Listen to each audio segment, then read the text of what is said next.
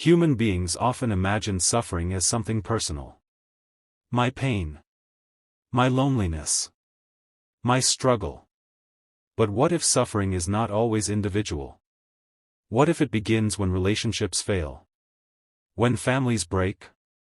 When trust disappears? When society loses its moral center? Few philosophers reflected on this more deeply than Confucius. A thinker who believed human beings become fully human through relationships. Tonight, we explore Confucius' philosophy of suffering, duty, virtue, compassion, and the search for harmony inside an imperfect world. Part 1: Humans are not islands. Modern society often celebrates independence, self-sufficiency, personal success, individual achievement. Confucius saw something different. He believed humans exist through connection, family, friendship, community, responsibility. A person isolated from all relationships may survive, but something essential disappears.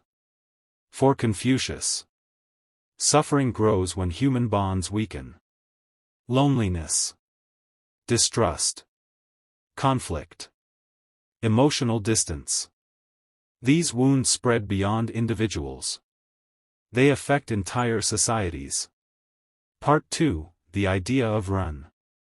At the center of Confucian thought exists run, often translated as humaneness, compassion, benevolence.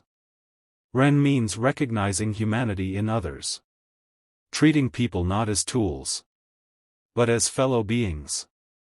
Confucius believed cruelty creates suffering because it destroys human connection. A society without compassion becomes efficient perhaps, but spiritually empty. Modern life sometimes rewards competition more than empathy. Confucius would likely ask, what happens when achievement grows, but humanity shrinks? Part 3: Suffering as moral education. Confucius did not glorify suffering, but he believed hardship can shape character. Adversity reveals patience, integrity, humility, discipline. Comfort may hide weakness. Difficulty exposes truth. Who remains kind during struggle? Who remains honest under pressure? Who preserves virtue when life becomes difficult? Confucius believed these moments reveal character. Pain becomes a test, not of success, but of humanity. Part 4: The loss of harmony. Confucius valued harmony deeply. Not perfect agreement. Balance. Mutual respect. Order. When harmony disappears, conflict grows. Families fracture. Communities divide. People stop listening. Modern society often feels fragmented. Constant argument. Polarization. Comparison. Isolation. Confucius might say, suffering expands when people forget how to live together. Part 5: Duty and responsibility. Modern culture frequently asks, what do I want? Confucius asked another question. What is my responsibility? To parents, friends, students, society, the self. He believed meaning comes not only from desire, but from duty. Responsibility gives direction. Without it, people may feel free, yet lost. Confucius saw responsibility not as prison, but as structure. A way of creating meaning inside uncertainty. Part 6: The danger of status. Confucius lived during political instability. He saw ambition corrupt leaders, power distort morality, status replace virtue. He warned that external success means little without ethical character. Modern society still struggles with this. People chase recognition, money, influence, image. But achievement alone rarely removes suffering. Confucius believed a good life requires moral depth, not only success. Part 7, Filial Piety and Belonging. Confucius emphasized shao, respect toward family and ancestors, not blind obedience, connection, gratitude, continuity. He believed humans suffer when they lose belonging. Modern life often separates people.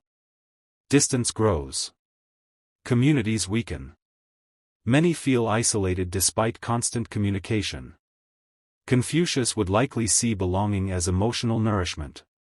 Without roots, people drift. Part 8, The Gentle Person.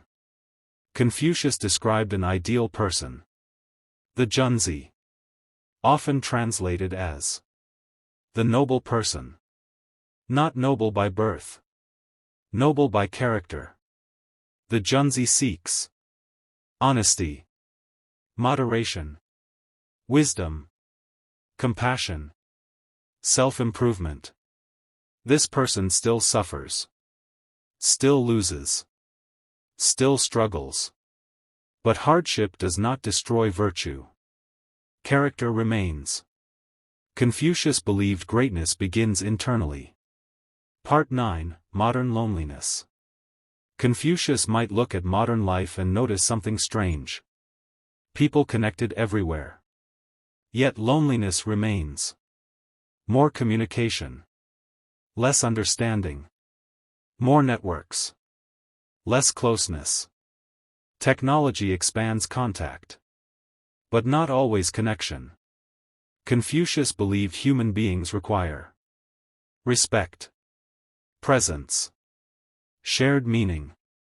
Without these, society becomes crowded, yet emotionally empty. Part 10, Final Reflection. Confucius believed suffering often begins when harmony disappears. Between people, within families, inside society, inside ourselves.